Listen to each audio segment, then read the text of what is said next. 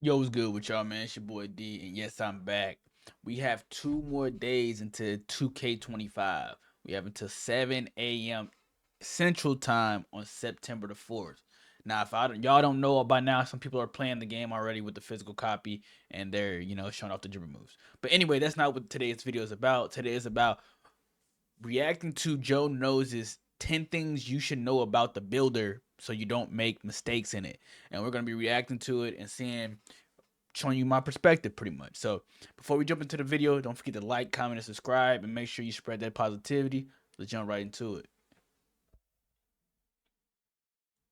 We all know builds are very expensive, and the last thing you want to do is mess your build up on day one. So I got 10 tips to try to help you guys out in making your first build on NBA 2K25. If any of these tips help you out, please drop a like, and let's get straight into it. Number one, understand animation requirements. Now, the beautiful thing about NBA 2K25 is they've added into the builder, it shows you which animations you unlock as you put attributes up. So in the past, it would only show you what badges you unlock, but now they made it a lot more simple, and you can see which animations you unlock. Also added into the test player, the 3v3 and the 5v5 test my player, after you create your build, you can now equip whatever animations you want, so you'll be able to not only see what you unlock, but also test out what you want. So it's really going to give you a much more in-depth look at the player you are creating, which is going to help us ultimately create better builds that fit to what we're trying to make. And we're not going to miss out on, say, a dribble move or a dunk animation by one or two attributes because we weren't aware of that animation requirement. So 2K made it a lot more simple in the builder, but I just want you to know, you got to make sure you're getting the animations you want. This is a yearly thing. When it comes to creating your build, getting the animations is going to be huge in terms of getting a player that you actually like playing on. Next up, understanding the badge plus one system. Before we jump into this, like, he makes a really good point on, like, in previous 2Ks, people would be like, have to go into another build that they made or go into the what's the name and be like, dang, what I need a game for elite context off one? Oh, I need a 94 driving dunk and a 79 vertical, whatever the case may be. But it was very tedious. Like, it was just annoying to do. Like, so 2K adding that to the game is just like showing, it's like a small quality of life thing. You feel me? So like, I respect them and I appreciate them for doing that. That's just something that we don't have to like continue to keep making builds and see what we're missing out on, or making the build, putting money on it, and be like, dang, I was one tick or two things off. But like, granted, there's cap breakers, which you'll probably get into later. But like, but still, you know what I mean? All right. And the new attribute cap system. Okay, so the first thing, badge plus one. Each season on NBA 2K25, from the season pass, you're going to unlock 2 badge plus ones. One is for a tier 1 badge and one is for a tier 2 badge. Right. Now with these badge plus ones, you can upgrade any badge one level in that tier. So any tier 1 badge, let's say you have a gold tier 1 badge, you can upgrade that to Hall of Fame. Now you don't need to have the capability to unlock that badge in the builder, meaning if your build caps out at an 89 3-pointer, which is silver limitless, with the badge plus one, you will be able to get gold limitless, even though technically in the builder, you were not able to unlock that. Now on the flip side, talking about cap breakers, you have to have the capability to unlock that attribute. So if you have an 89 3-pointer and that's what your build caps out at in the builder, just because you unlock those cap breakers, you will not be able to put that to a 90, 91, 92 3, because in the builder, your build stopped at an 89. Yes. So I see a lot of people talking about, oh, I'm just gonna put this cap breaker on this, but it's like your build doesn't actually have the capability of getting that. So with the cap breaker, you won't be able to apply it. Now, also a thing to consider, when making your day one build, we don't know when we unlock the cap breakers. It could not be until you hit veteran or legend or a very high rep is my point. We have to wait and see. So some people are saying they're going to create their day one build and be like, I'm going to rely on my cap breakers to push my 3-pointer up to a 92, but you might not get those cap breakers until January, February, March. We have no idea how long it's going to take us to unlock those cap breakers. So until we know that, I would just create the build that you want and the attributes that you want on day one, because you don't want to have to wait 6 months to be able to play on the build that you're actually excited to play on because you're waiting to unlock cap breakers through the rep system. We'll have to wait and see. Maybe we'll get some early cap breakers, but my guess is the cap breakers are going to be down the line in the higher rep rewards. So I disagree with Joe on this. Like, obviously he plays more than I do, but I think they will have the first 5 fairly quick. I'll probably say starter 1. starter 2 for the rep reward. You know, I would think they would have it early, but not too early like a rookie. That way people have to still play the game. And me, I normally be playing the game at least that much. So what I do is I'm basing my first build off of the first 5 cap breakers. And then I would determine myself how far the rest of them are, because we can see when we get in the game. But I think it's pretty cool that he does have to make a valid point, because like after that there's no guarantee to like when they're gonna actually drop the next cap breakers. But do not base your first build off of 15 cap breakers, first of all, because hardly anybody ever makes a great first build. And then second of all, you don't even know how deep into the rep grind you have to be for those other 10. And then lastly, it's like, are you gonna play that long, even if you do know, you know? So and back to the first build thing is like, yeah, 15 extra cap breakers could make or break your build, really make it really good. But like, we don't know into the game until like what is actually worth it. Like, are legend badges worth it, or is it just a reskin of Hall of Fame and, you know, something like that? Or is it actually better? So we'll know by then if the build's worth it. You know what I mean? Like, is your day 1 build actually a good day 1 build? But let's keep it going. Next up, information is key when creating builds, and the best place to get all the best information is NBA2KLab.com. This is 100% free. All these badge requirement thresholds, all these takeover requirement thresholds, it's all completely free. Now, they do charge a small fee each month if you want access to the jump shot data. The jump shot data, as you guys know, talks about release speed, green window size, all the data you need to create the best jump shot for your specific build.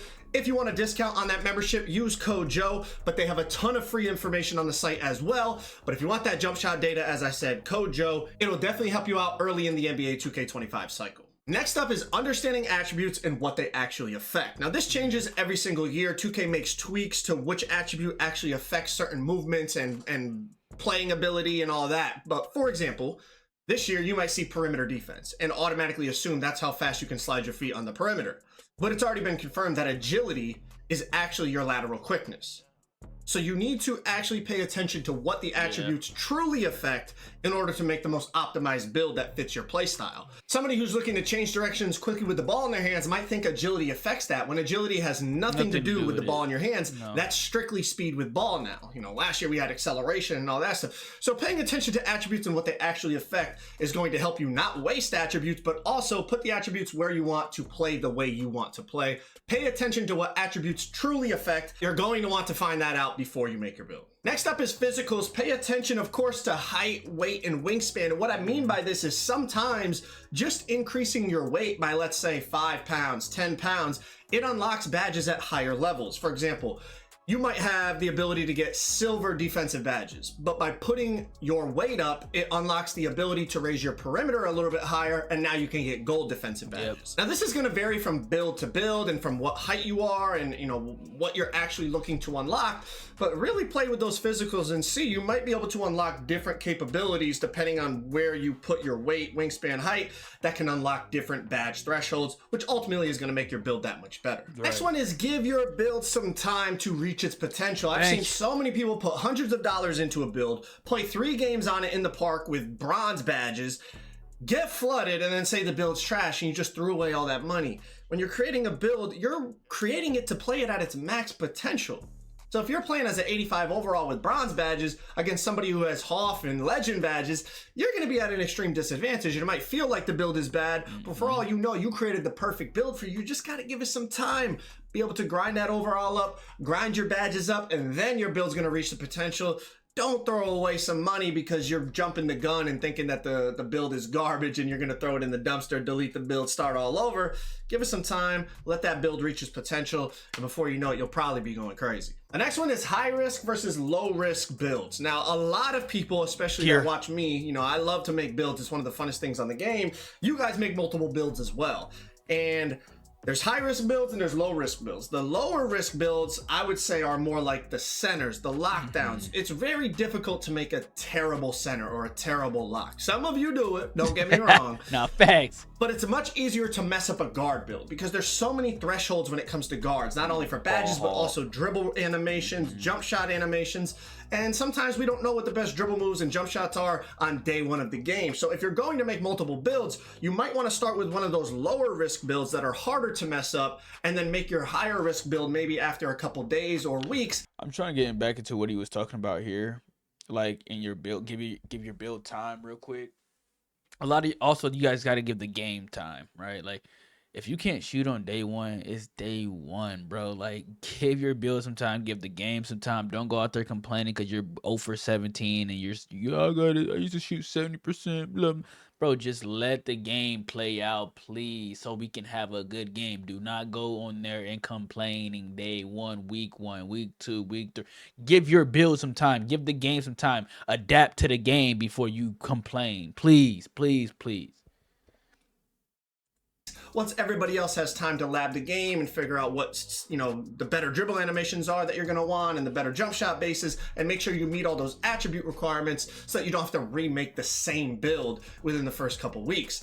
Make those low risk builds first, figure the game out, then start to lab up those higher risk builds. That's going to ultimately save you some money in the long run so that you're not messing up a build and then having to remake it just days or weeks later.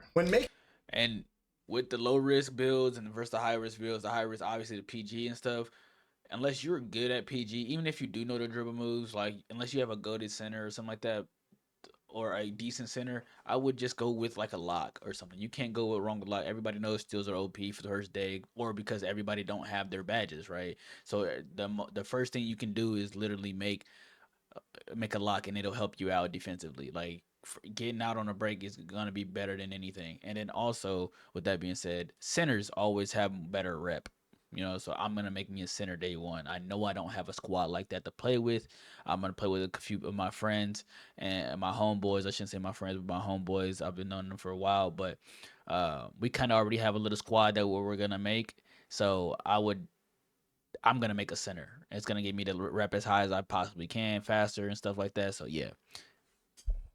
Making your build, craft it to not only the game mode you want to play, but also the teammates that you're going to be playing with. Now, if you're playing with randoms, that's going to be difficult, right? You just got to make what you want and hope for the best, because you're just getting dealt cards that you have no control over. But if you have friends that you're playing with, talk to them about what they're making and coordinate it with them.